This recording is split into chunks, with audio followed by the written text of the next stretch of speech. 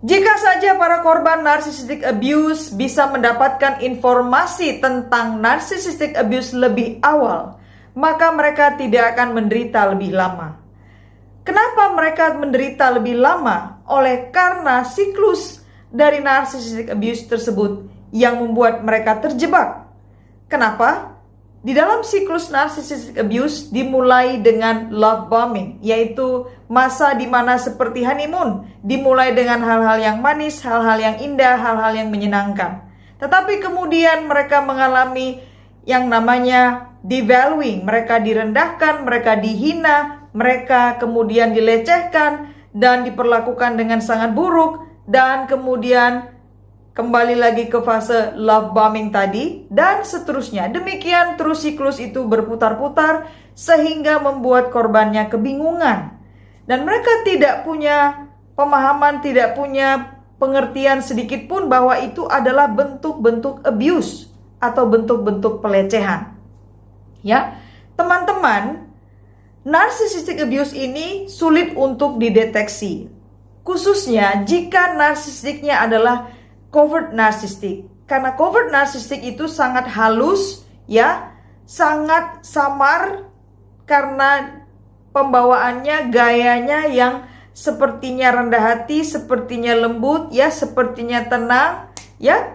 Jadi sangat sulit dideteksi bahwa dia telah melakukan berbagai bentuk pelecehan atau abuse. Nah, sedangkan kalau yang overt narcissistic, abuse yang dia lakukan itu sangat kelihatan, tetapi tetap dua-duanya sama-sama sebenarnya sulit untuk dimengerti oleh korbannya jika si korban belum pernah mendapat informasi tentang narcissistic abuse atau tentang narsisistik. Oleh karena itulah mengapa saya membuat VT saya, karena saya ingin sharing pengalaman dan sharing informasi. Saya pernah mengalami menjadi korban dari narcissistic abuse. Dan saat saya mengalami itu, saya tidak punya pemahaman tentang hal-hal itu. Bahwa itu ternyata adalah bentuk-bentuk abuse atau bagian dari narcissistic abuse. Nah, saat kebingungan itu, saat merasa kacau itu, saya melakukan riset dari berbagai informasi, dari berbagai sumber, dan kemudian saya memahami. Oleh karena itulah, saya merasa penting untuk berbagi kepada teman-teman untuk mencegah lebih banyak orang menjadi korban dari narcissistic abuse. Dan harapan saya juga informasi lewat VT-VT saya bisa memberi pencerahan kepada teman-teman yang menjadi korban sehingga tahu bagaimana harus menghadapinya. Dan jika teman-teman menganggap perlu untuk mendapat penanganan secara profesional, silakan teman-teman melakukannya.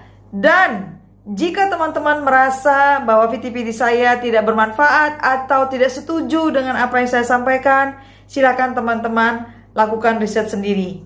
Do your own research. Karena sebenarnya memang narcissistic abuse itu tidak mudah untuk dipahami. Hanya mereka yang sudah pernah menjadi korban narcissistic abuse lah yang paling bisa memahami situasi dan kondisi di dalam abuse dari si narsistik tersebut.